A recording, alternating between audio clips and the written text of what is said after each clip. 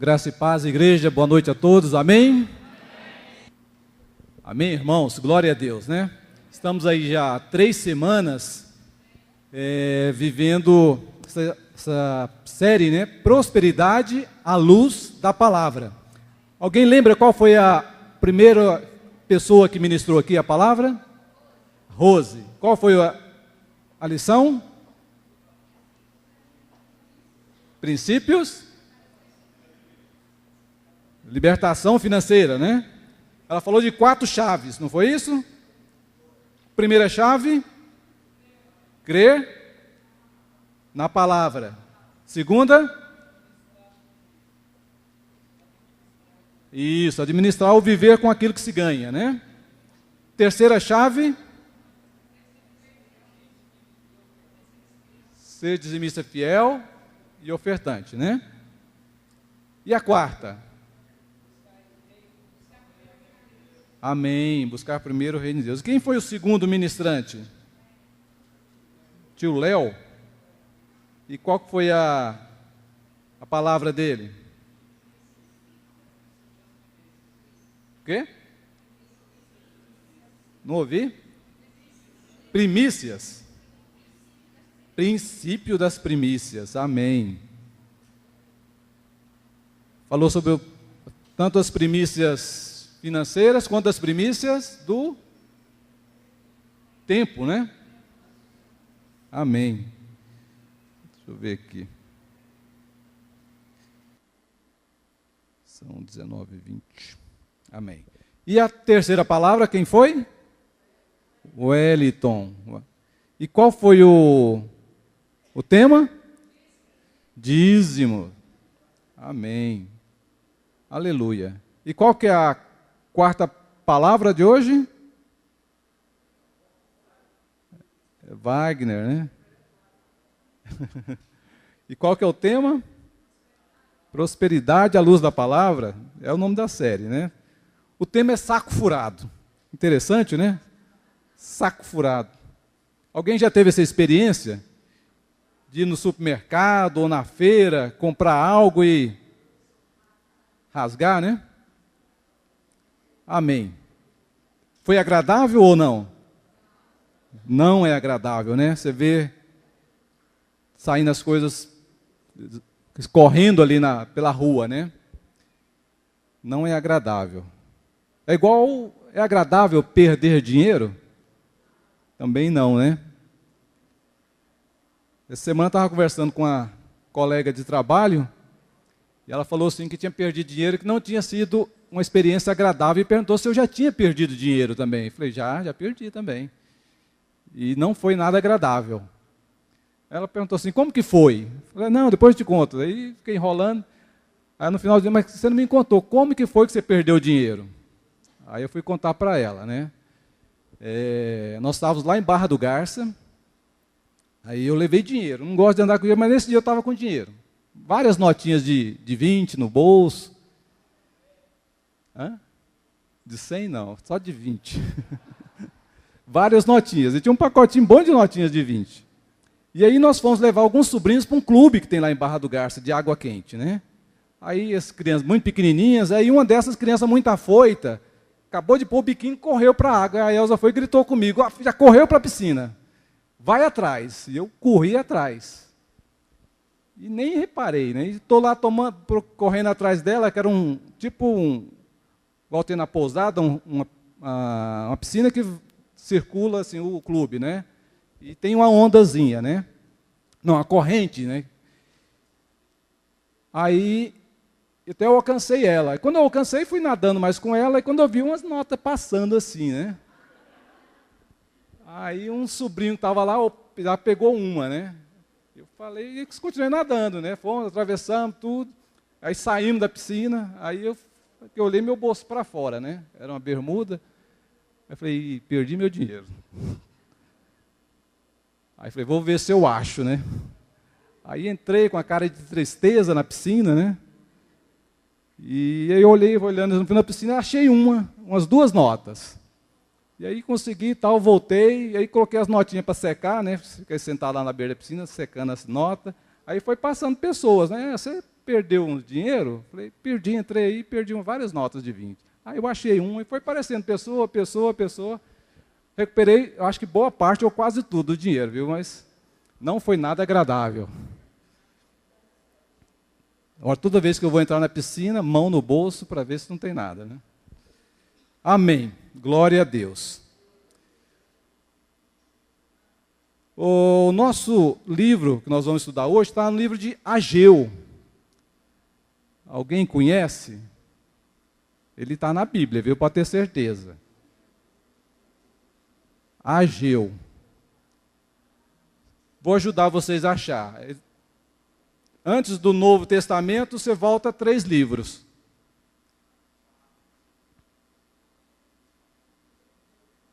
Deve estar aí, os últimos Zacarias, Malaquias e Ageu, né? Malaquias, Zacarias, Ageu, Zacarias e Malaquias. São os 3 profetas pós-exílio. Nós vamos ler Ageu 1, do 2 a 11.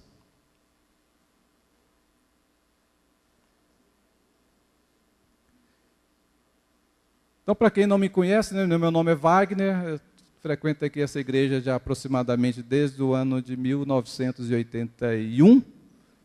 Né? E teve um dia nós estávamos numa reunião de líderes, aí uma jovem falou assim, não, eu não conheço aquele casal ali, exatamente era eu e a Elza. Né? Amém. Mas nós estamos aqui desde 81. Né? Sou casado com a Elza, que está ali, que é jovem ali, ó, de blusa vermelha. Amém. Vamos ler. Ageu.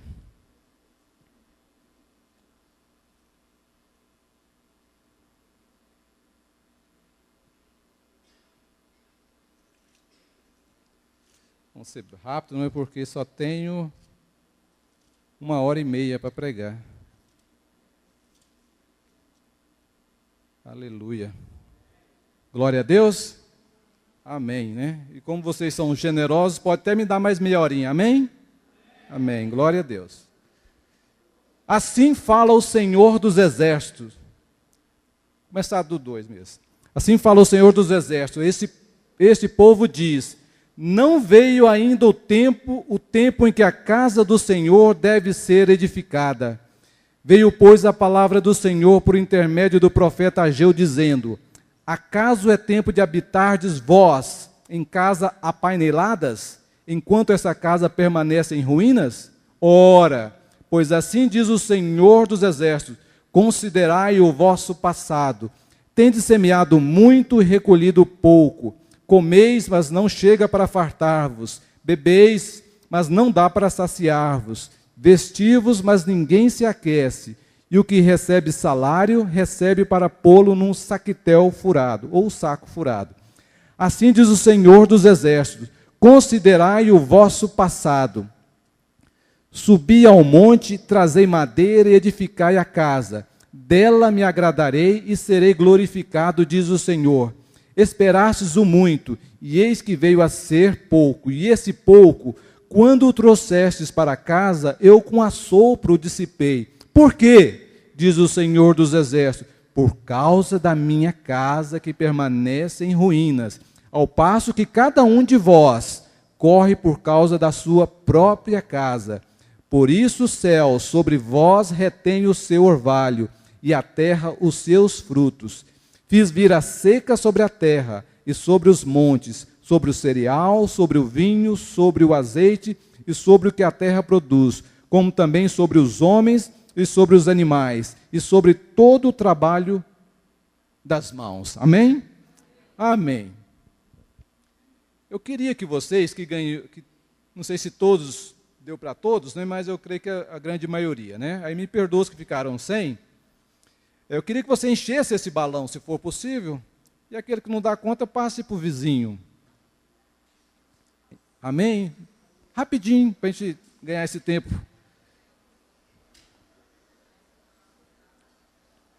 Amém? Cheinho. Quem não ganhou? Teve alguém que não ganhou? Ah, só 2. Oh, glória. Perdão, SUS e vizinha aí, viu?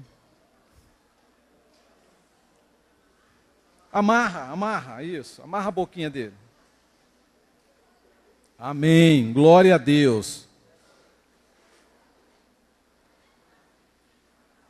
Aleluia. Amarrou? Todos? Alguém ganhou o espetinho? Hã? Ganharam uma varinha? Eu quero agora que vocês, digamos que esse balão seja a sua vida. Opa, menos uma vida.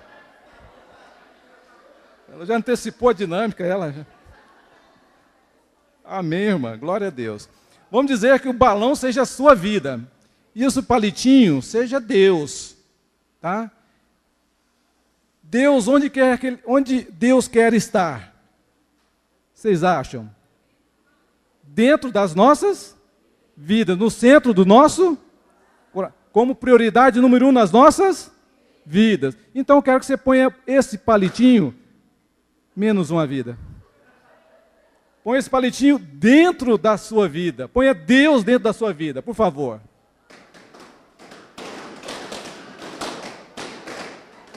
Vamos junto. Põe, Vlad. Põe Deus dentro da sua vida. Dentro. Não, sem abrir, Vlad. Põe dentro. Sem abrir. Sem abrir, Vlad. Amém. Teve uns que conseguiram aí, né? Suelen. Eliésio. Lá atrás, lá, quem que eu não sei o nome, Eunice. Ali a Zélia, Mauri. Amém. Vlad conseguiu, né? Colou da esposa, né? Amém. Aleluia, né? Não foi impossível, né? Alguns conseguiram. Amém por isso. Deus quer estar dentro de nós. Muitas vezes a gente acha que é difícil, que é impossível Deus estar, mas Deus gosta de estar. Depois, no finalzinho, eu conto o segredo. Vou pedir a Sueli para depois contar o segredo aqui para nós. Ela que conseguiu, né? Primeira. Amém. Então, vamos contextualizar essa história que o profeta Ageu nos conta. Vou começar um pouquinho. O povo estava no Egito. Vou ser breve. O povo estava no Egito vivendo como escravo, né? E aí viveu lá durante uns 400 anos. E o povo clamou, Deus mandou Moisés os tirou do Egito, e durante 40 anos eles andaram pelo deserto até chegar na terra de Canaã. Chegando na terra de Canaã, Deus os fez uma nação, o povo de Israel, né? Estando lá, nos tempos do profeta Samuel, o povo quis um rei. Aí o profeta Samuel foi e ungiu a quem? Saul. E Saul então reinou por quantos anos? 40 anos. Passados 40 anos, o profeta Samuel ungiu uma nova pessoa. Quem ungiu? Davi. E Davi reinou por quantos anos? Quem? 40. 40 anos também. Passados os tempos de Davi, Deus levantou outro homem para ser rei. Quem foi? Salomão. E reinou por mais quantos anos? 40 anos também. Amém. Aí chegou até que o povo de Israel, o reino que era um só, dividido em 12 tribos, foi dividido em 2 reinos, o reino de Judá e o reino de Israel. E 200 anos depois, o reino do norte foi levado cativo pelos assírios, né? E esse povo, então, do norte, né, os israelitas do norte, se misturaram com os povos daquelas terras e se tornaram os que nós conhecemos hoje, e ouvimos muito falar que são os samaritanos. 200 anos depois, veio um rei babilônico, do nome era Nabucodonosor, rei da Babilônia. E ele chegou então no reino do sul, em Judá, derrubou os muros, queimou a cidade, destruiu o templo e levou cativo para Babilônia aproximadamente 2 milhões de judeus. E levou também todos os utensílios sagrados da casa do Senhor. Por que aconteceu isso? Porque o povo havia abandonado Deus. Eles então já faziam o quê? Praticavam a idolatria, adoravam outros deuses. E por quantos anos esse povo ficou cativo lá na Babilônia? Quanto? 70 anos, Verinha. O profeta Jeremias havia profetizado que eles ficariam ali 70 anos, e que depois de 70 anos eles voltariam à terra. Passado os 70 anos, o que aconteceu? Alguém sabe? Quem assistiu a novela aí, qual novela? O Rico e Lázaro, né? O Rico e Lázaro. Dá para saber. O que aconteceu? Hã? Não entendi, Verinha? Voltaram, mas por que voltaram? Por quê? Porque o rei permitiu, mas teve um acontecimento. O Império Babilônico foi invadido pelo Império Persa. E o rei Ciro tomou o Império Babilônico.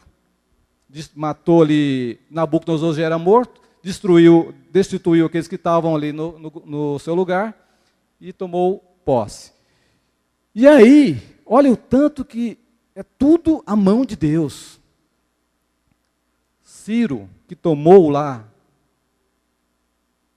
a Babilônia, 200 anos aproximadamente antes de Ciro nascer, o profeta Isaías já tinha falado dele, lá no livro, no capítulo 44 e 45, que seria levantado um rei, Ciro, fala até o nome, tanto que Deus é maravilhoso, fala até o nome dele. Então os anciãos que estavam ali cativos, levaram essa profecia, esse escrito, essa parte da Bíblia, lá para o rei Ciro, e falou assim, há mais de 200 anos, um profeta de Deus já falou a seu respeito, e que você libertaria o povo. E aí esse rei, então, ficou muito sensibilizado e baixou um decreto permitindo que todo judeu pudesse retornar a Jerusalém para reedificar o templo. Quantos judeus foram levados cativos por Nabucodonosor? 2 milhões. Quantos voltaram? Quantos? Alguém chuta aí? Tem uma ideia? Coraci. Quantos, Coraci? Aproximadamente 50 mil. Os demais ficaram lá, porque estavam envolvidos com as coisas da Babilônia. Mas quase 50 mil resolveram retornar para reedificar o templo. Ou seja, para trazer de novo a presença de Deus no reino de Israel. E principalmente na vida deles. E aí eles voltaram e começaram a reedificar o templo. Primeiro, edificar o altar. Só que os samaritanos mandaram uns e-mails, né, se fosse hoje, né, mandou uns e-mails para o rei Artaxerxes, que agora era outro rei. Falou assim, rei, esse povo está reedificando a cidade. Essa cidade é rebelde. Eles dizem que quando terminar de construir, reedificar o templo e reconstruir a cidade, eles não vão mais pagar impostos, não, rei. Eles não vão pagar mais nada. Aí o rei ficou, então, mandou pesquisar e viu que era uma cidade rebelde. Aí o rei mandou cartas para parar com a obra. Aí foi lido lá de novo, né, o e-mail lá para os judeus que tinham voltado, né? Porque os samaritanos, hoje os jovens falam muito o que é fake news, é isso que fala? Fake news, né? Tinha feito um fake news lá para o Artaxerxes, né? E aí o Artaxerxes caiu no fake news e mandou parar a obra. E essa obra, você sabe por quantos anos ficou parada? Por 15 anos. 15 anos a obra ficou parada. Mas Deus não ficou parado. Deus não para. Os projetos de Deus não se frustram, na minha nem na sua vida. Aquilo que Deus prometeu, Ele é fiel para cumprir. E Ele vai cumprir na sua vida. Não importa se o inimigo se levanta para inventar, para te caluniar, querer te destruir, ou querer impedir que a obra de Deus se cumpra na sua vida. Ela vai se cumprir, porque Deus é fiel. Amém, Nice? Aleluia. E aí então Deus levantou 2 profetas, um foi Ageu e o outro Zacarias. E eles levantaram e falaram para o povo. E o povo então, novamente, voltou a edificar o templo. Amém. Foi só uma breve introdução. Porque esse era o projeto. Para isso eles saíram da Babilônia e foram lá para Jerusalém. Amém. A exortação de Ageu, meus irmãos, ela é muito prática.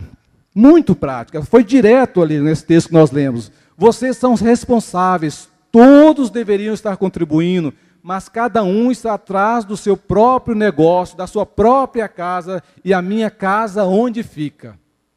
Porque nesses 15 anos, o povo começou a inventar desculpas. Ainda não é tempo. Ainda não é tempo. E o que eles começaram a fazer? Cada um foi cuidar da sua casa. Foi procurar dos seus negócios.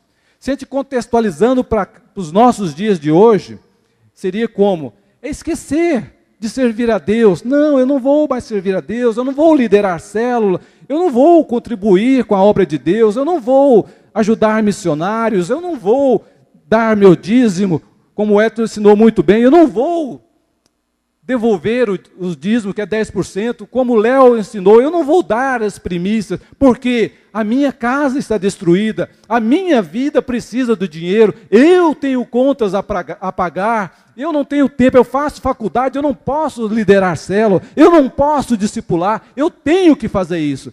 Tiveram uma série de desculpas, uma série de argumentos. Mas Deus não fica parado. Aí o povo, no versículo que nós lemos, fala lá que ele fala que comeis e não fartais, bebeis e não saciais a vossa sede, vestivos, mas não se aquece, e o salário seu põe no bolso, é como se fosse num bolso furado. E tudo isso por quê? Por causa que a minha casa está em ruínas. O que ele quer dizer com isso? Porque eu não tenho o centro da vida de vocês. Eu não sou o único na vida de vocês. Eu não sou o Senhor na vida de vocês. Eu quero ser o Senhor. Por isso que eu estou retendo o orvalho sobre a terra. Então, nesta noite, nós vamos falar de três atitudes para restaurar o bolso furado. A primeira delas é fidelidade. A fidelidade. Fidelidade, eu estava vendo o que significa, a definição, né? Constância nos compromissos assumidos com outrem. Então, fidelidade. Constância nos compromissos assumidos com outrem.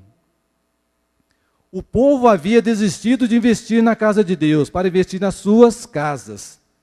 Por isso começaram a utilizar falsas justificativas, como eu falei para vocês. Não é hora ainda, não é prioridade, falta recursos, os inimigos estão aí à nossa volta, esses samaritanos. O decreto do rei Artaxerxes mandou parar a obra. As nossas casas precisam ser construídas. E eles estavam construindo as suas casas. E quando tem um versículo aqui que fala assim que, eu fui estudar ele, casas apaineladas. Alguém sabe o que é isso? Casas apaineladas? Alguém chuta aí? Hã? Isso, Verinha. Casas de painéis bonitos, né? Casas chiques, casas formosas, quer dizer, essas casas apaineladas, né? Eu pensava que era casa cheia de panelas, mas não é não. É casa chique, e a casa de Deus é em ruínas. Então, dessa forma, o povo estava dizendo, primeiro a minha vida, depois Deus. Primeiro os negócios, depois Deus. Primeiro eu, depois Deus. E quando o profeta, então, Ageu, fala para o povo ali em Esdras, alguém poderia abrir Esdras 5:1?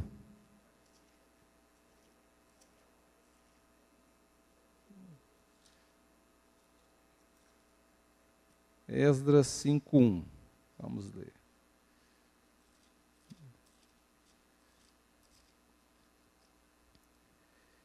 Eu vou ler aqui mesmo. Amém. Ora, os profetas Ageu e Zacarias, filhos de Ido, profetizaram aos judeus que estavam em Judá e em Jerusalém, em nome de Deus Israel, cujo espírito estava com eles. Versículo 2. Então se dispuseram Zorobabel, filho de Sealtiel, e Jesua, filho de Josadaque, e começaram a edificar a casa de Deus, a qual está em Jerusalém, e com ele os referidos profetas de Deus que os ajudavam. E vamos ler Esdras 6,14. Os anciãos dos judeus iam edificando e prosperando. Amém. Ou seja, quando eles resolveram edificar a casa de Deus, colocar Deus como prioridade nas suas vidas, como centro na vida de suas vidas, como número 1, Deus ia prosperando. Você quer prosperar? Como diz a Rose 3 semanas atrás, todos suspenderam a mão, não foi? Alguém que não quer prosperar? Levanta a mão. Todos querem, né? Então vamos inverter a pergunta. Quem quer prosperar? Amém. Glória a Deus, né? Então, como o povo que queria também, o que eles fizeram? Começaram a edificar a casa de Deus. E o que nós temos que fazer hoje? Quem quer a casa de Deus? Eu, você, nós. Então nós temos que edificar essa casa. Nós temos que proteger essa casa. Quando eles foram para Jerusalém, tinha algumas coisas que tinham acontecido em Jerusalém. Um era os muros foram derrubados, as casas queimadas, o templo destruído. Então o que nós temos que fazer? Por muros, refazer os muros ao nosso derredor. Proteção, armadura de Deus em nosso derredor. Temos que fazer o quê? Reedificar a casa, limpar essa casa, limpar os nossos corações, permitir que a palavra, nos expor a palavra de Deus diariamente, para que ela nos limpe, nos faça crescer em Deus e seja novamente reedificado essa casa aqui, que nós somos a casa do Senhor, nós somos morada do Espírito Santo, amém? A Bíblia fala que nós somos o que também, Verinha? Templo do Espírito Santo, e edificar o templo, amém? Aleluia, glória a Deus. Eu estava lendo, aí eu fiquei pensando, por que o povo parou, né? Ficou usando argumentos, que tinha que cuidar das suas casas, que tinha de cuidar da cidade, cuidar dos negócios. Por que eles não confiavam em Deus? Que foi um povo assim, tão amado por Deus. Um povo que durante 40 anos no deserto, Deus enviava diariamente o que para eles? O maná. Qual o dia da semana que ele enviava o maná? Segunda ou terça? Todos os dias tinha um maná. Eu estava pensando, isso vai até contra a lei da semeadura e colheita. O que eles plantaram para colher? Nada. Ali era que? Graça. Era só graça, meus irmãos. Eles não mereciam nada porque eles não tinham plantado. Mas Deus todo dia dava o maná. Isso é graça de Deus. Como o Hélio estava falando no domingo passado sobre dízimo, que o dízimo ultrapassa a lei, né? Dízimo é graça, né? E a gente pode ver isso, porque os judeus durante 40 anos não semearam nada e Deus todo dia dava o maná, dava codorniz, e as suas vestes o quê? Não envelheciam e os seus não aumentavam. E o povo tinha experimentado isso, e agora estavam preocupados com comer e vestir. Eles tinham sido alimentados durante 40 anos, meus irmãos.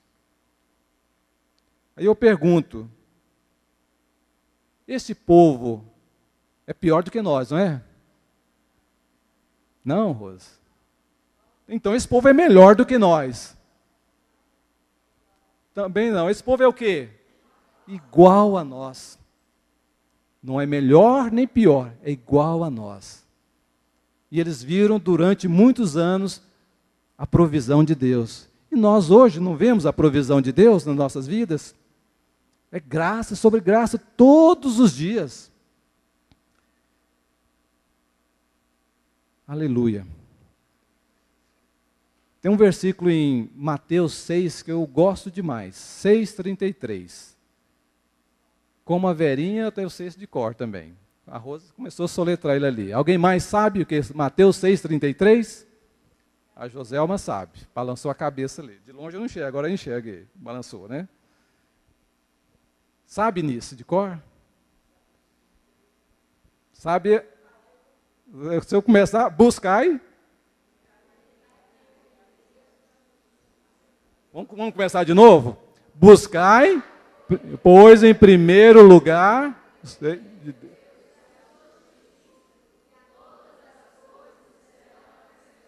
Amém. Então nós sabemos isto. Nós sabemos que aleluia.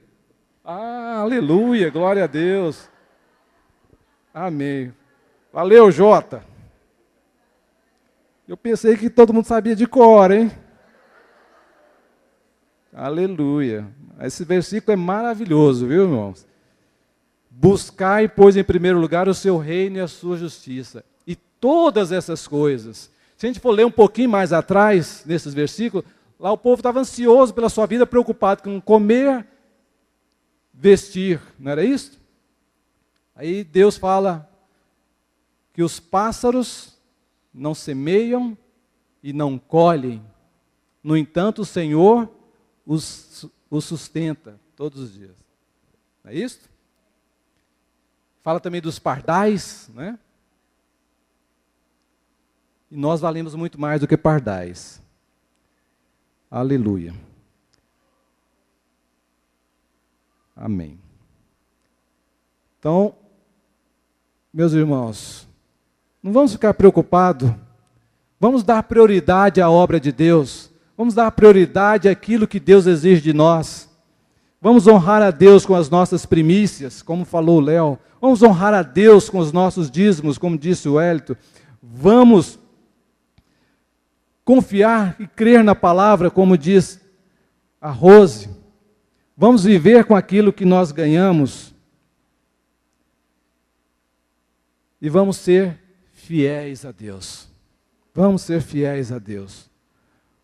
Aleluia. Honre a Deus com suas primícias. Deus é Deus de primícias e não de sobras. Porque esse povo estava dando sobras para Deus. E Deus, com o sopro, Ele derrubava tudo. Ele não precisa de nada nosso. O que Ele necessita é a nossa fidelidade.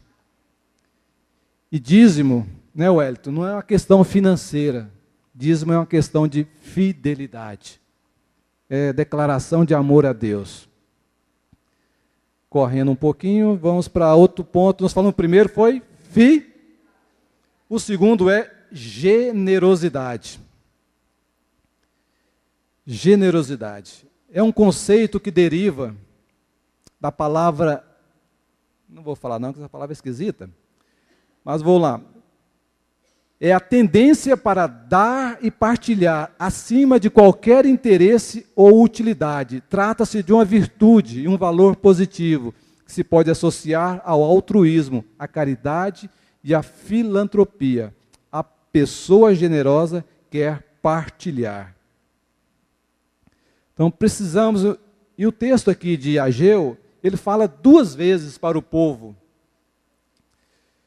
sobre que eles deviam olhar para o passado deles. 2 vezes. Considerai o vosso passado, no versículo 5, e no versículo 7 também, considerai o vosso passado.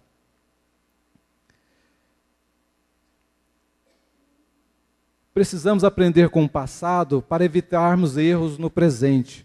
O povo judeu semeava muito e colhia pouco. Comia e não se fartava, bebia e não saciavam, vestia e não se aqueciam, e o salário era colocado no bolso furado. Então, investimentos errados produz resultados insatisfatórios. Grandes investimentos com resultados insignificantes, é o que esse povo estava fazendo. Todo aquele que é abençoado tem um anseio por retribuir com expressão de gratidão. Sua inquietação é: o que darei ao Senhor por todos os seus benefícios para comigo? Lá está no Salmo 116, 2. O que darei ao Senhor por todos os seus benefícios? Olha o coração grato do salmista.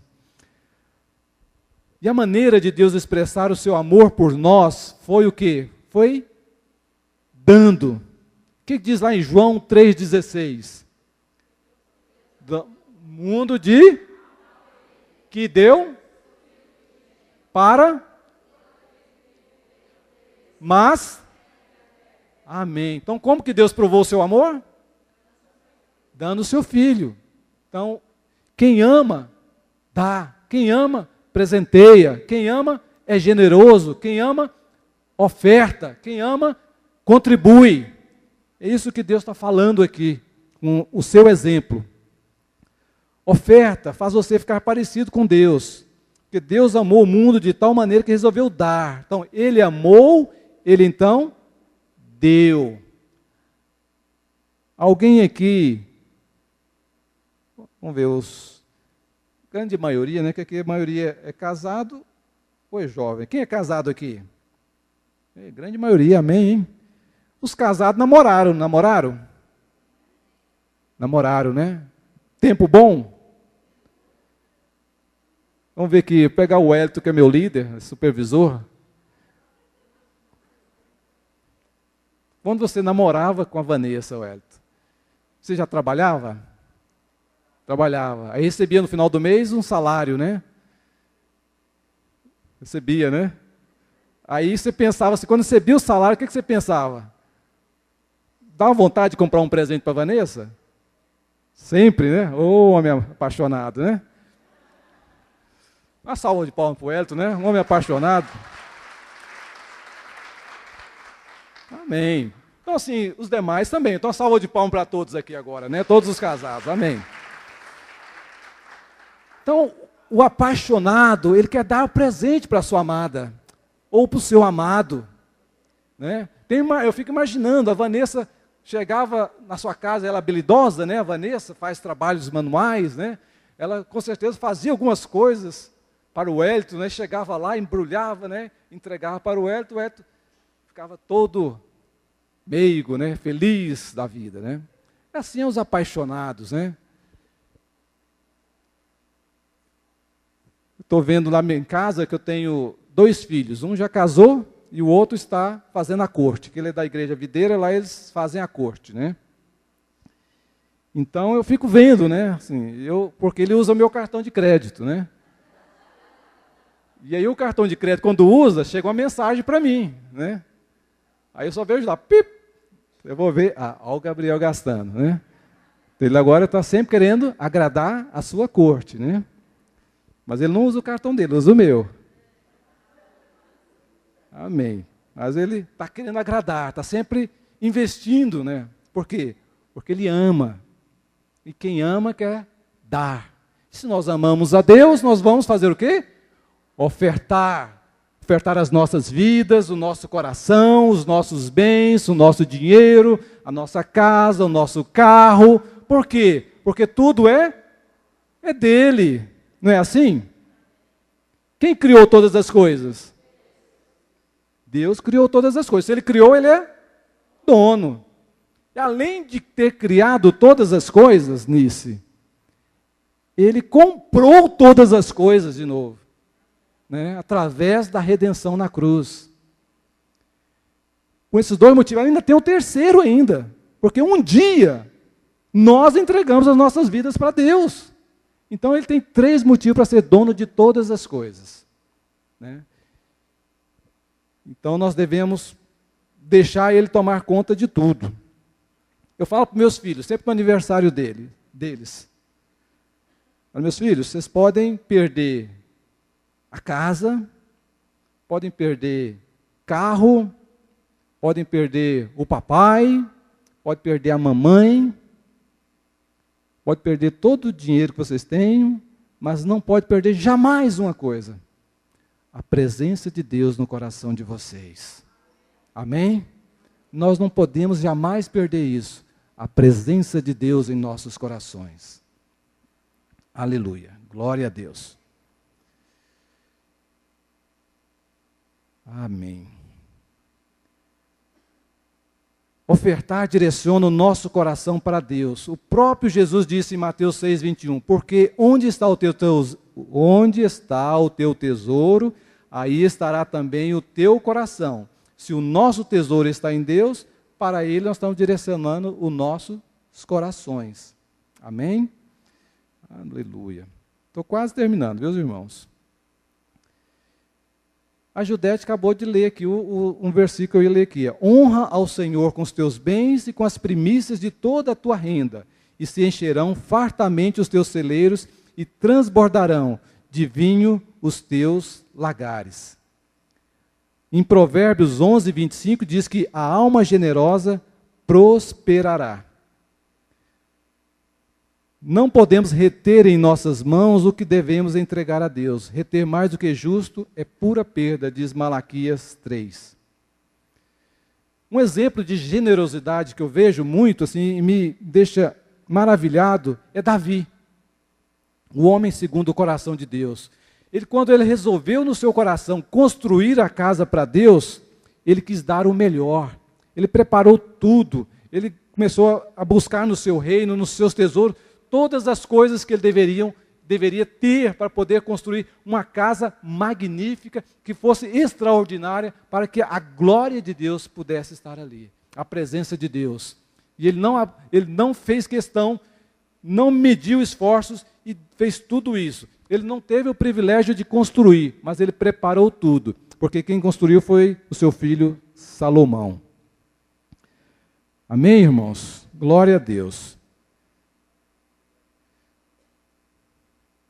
E a terceira e última item que eu quero falar, que o primeiro foi fidelidade, o segundo, e o terceiro vai ser dedicação.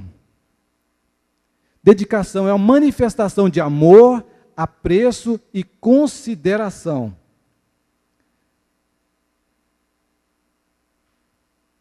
Mateus 6:24 diz o seguinte: não podeis servir a 2 senhores, porque ou há de aborrecer-se de um e amar ao outro, ou se devotará a um e desprezará o outro. Não podeis servir a Deus e a Mamon, né?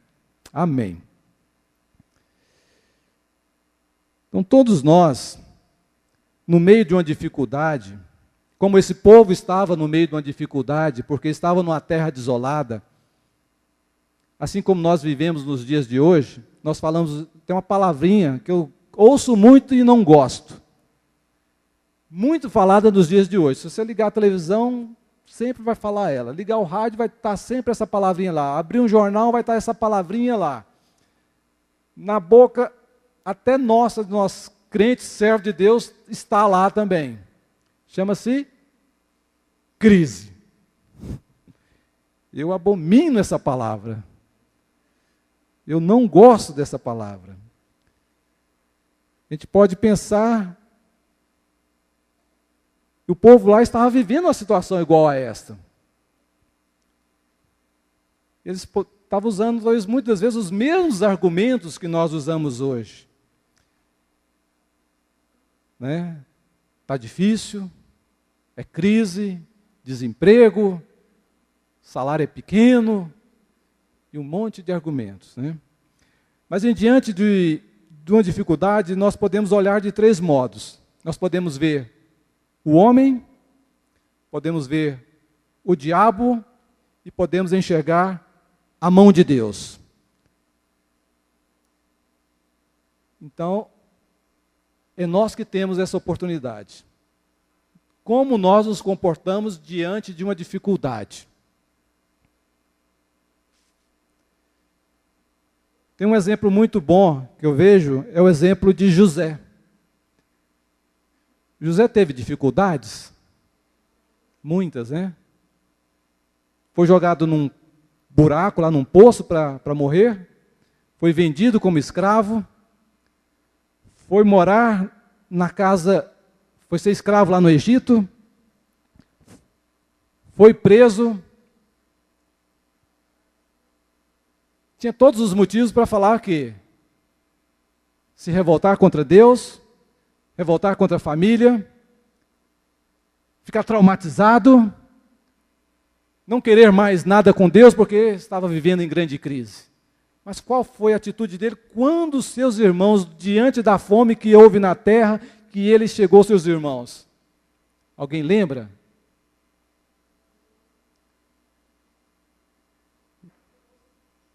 Fala mais alto, Verinha. Ajudou os irmãos. Ele falou assim, não foram vocês que me venderam ou me colocaram, foi Deus que me trouxe aqui para que hoje eu pudesse alimentar ou ajudar o povo, o nosso povo. Então, para tudo Deus tem um propósito. Tem um versículo em Romanos 8, 28 que diz o quê? Suzy. Vamos lá. A Rosa vai ajudar, uma chimaltes ajudando o outro, vamos lá. Todas as coisas cooperam para o bem daqueles que amam a Deus. Amém. Então nós devemos reconhecer Deus em todos os nossos caminhos, e Ele endireitará as nossas veredas, diz Provérbios. Quem repreende o diabo é vencedor. Repreender o diabo em nossas vidas nos faz vencedor. Mas quem enxerga a mão de Deus é mais que vencedor. Amém? Enxergar Deus em toda situação o faz mais que vencedor. Um outro exemplo também é Paulo. Estou quase terminando. O pastor fala que tem que falar 3 vezes, né? Já falei 2. O exemplo de Paulo. Ele estava num barco que ia para Roma, porque ele estava preso. Aconteceu uma grande tempestade. O barco naufragou. Conseguiram escapar todos. Eles nadaram, chegaram à ilha, não foi? E foram mexer nos gravetos lá para fazer uma fogueira. O que aconteceu com Paulo? A cobra o picou, né? E o que as pessoas começaram a falar? Vai morrer. Mas falaram assim, esse homem é amaldiçoado, hein? Deve ter feito coisa muito ruim. Salvou do mar, chega na terra e é picado por uma cobra. Esse cara não presta mesmo, né? Para jogar pedra tem muita gente, não é assim? Amigos de Jó tem muitos, né? Mas Deus tinha um projeto na vida de Paulo ali. Paulo falou alguma coisa? Amaldiçoou aquele povo? Simplesmente balançou a mão e fez ali o que tinha que fazer. Tinha um senhor naquela cidade, naquela ilha, né? Ele orou pela pessoa, curou, trouxe mais enfermos, ele curou. Ou seja, Deus tem um propósito. Todas as coisas cooperam para o bem daqueles que amam a Deus. Então não se irrite com Deus. Não se desespere com a situação difícil ou com essa palavrinha crise, porque todas as coisas cooperam para o bem daqueles que amam a Deus. Amém?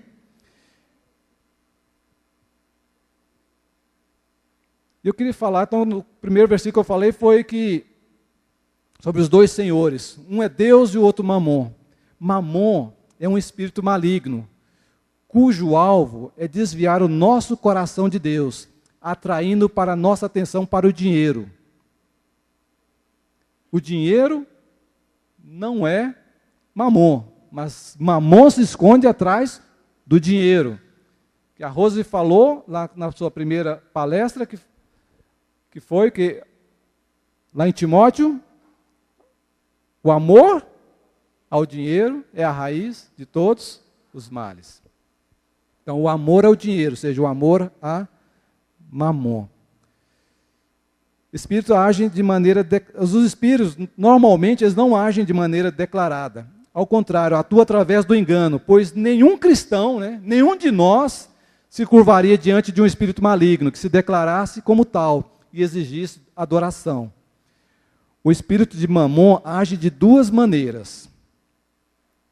Faz com que as pessoas focalizem apenas o dinheiro. Elas só pensam em dinheiro, só falam em dinheiro, tomam as suas decisões baseadas em dinheiro. Agora falar para os jovens, por exemplo, estão fazendo aí ensino médio, vão fazer um Enem, depois vão escolher um curso. Se você, jovem, pensa assim, qual curso você vai escolher? Você pensa, vou escolher medicina, dá muito dinheiro. Está dando ouvido para Mamon. Vou fazer engenharia civil, dá muito dinheiro. Ó, o Mamon falando no seu ouvido. Para os casados, eu só quero ter um filho, filho dá muita despesa. Mamon. Graças a Deus que a Tatiana e o Júnior nunca deram ouvido para Mamon, Sara. Nunca deram. Amém, E o segundo, esse espírito gera muito medo e insegurança nas pessoas. Temem perder o emprego ou não conseguir pagar as contas no final do mês. Há muitos cristãos que não entregam o dízimo por medo. Temem abrir mão dos 10% do salário e não terem o suficiente para cumprir os seus compromissos. É Mamon quem traz medo ao nosso coração, nos mandando guardar, reter o que pudermos, pois amanhã pode faltar. Assim ficamos inseguros quanto ao futuro. Dessa maneira, Deus manda confiarmos nele. Eu cuido de ti. Está lá em Mateus 6, 25, até o 34. Não andeis ansiosos pelas vossas vidas, quanto ao que comer, quanto ao que beber, vestir, As aves do céu não semeiam, nem colhem, e ainda assim são supridas, pois Deus as sustenta, Deus lhes dá tudo o que precisam. Portanto, Deus nos dá o suprimento para fazermos algo para Ele. E, para terminar, terceira vez que eu falei, Olha, meus irmãos, Deus, Ele não nos supre as nossas necessidades. Isso aqui é forte. Eu estava lendo, eu fiquei impactado. Eu vou ler para vocês, eu nem vou falar de cor.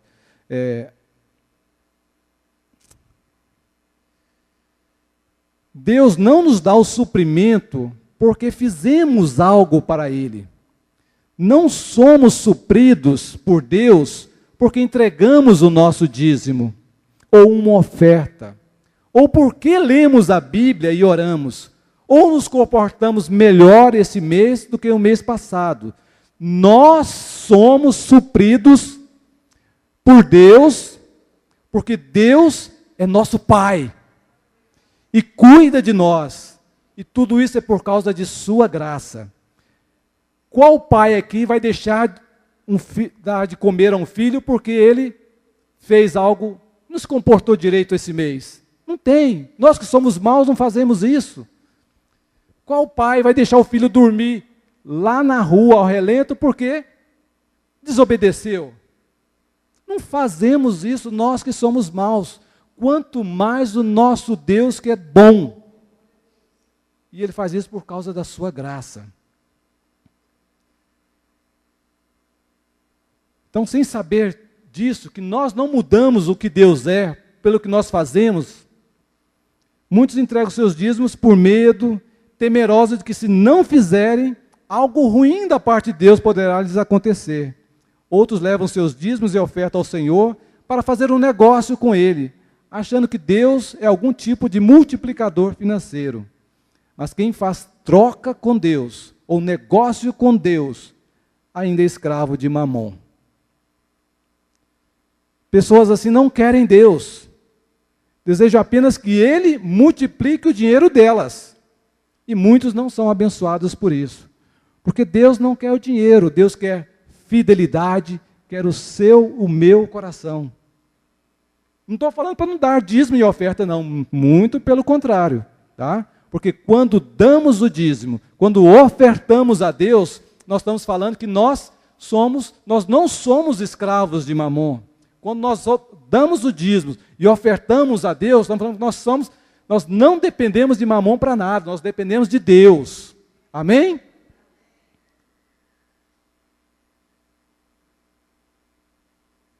E o dinheiro é uma das coisas mais imundas que existe.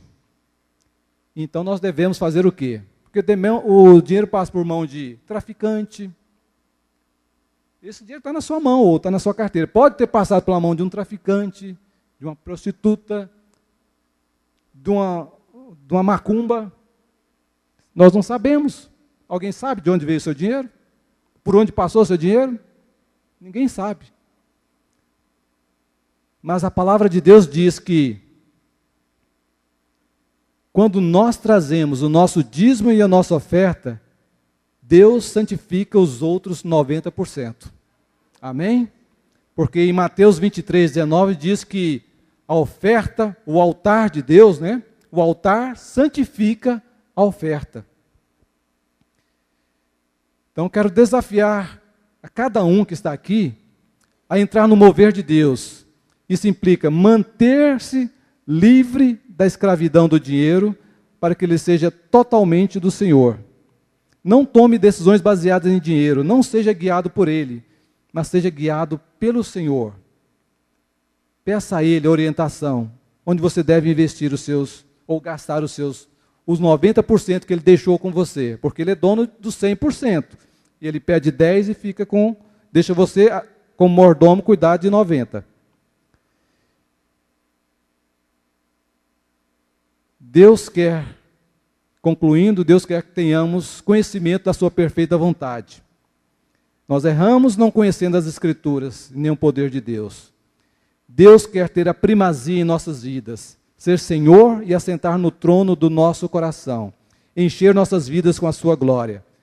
Em Ageu 2:9 diz o seguinte: a glória desta última casa será maior do que a da primeira, diz o Senhor dos Exércitos. Amém?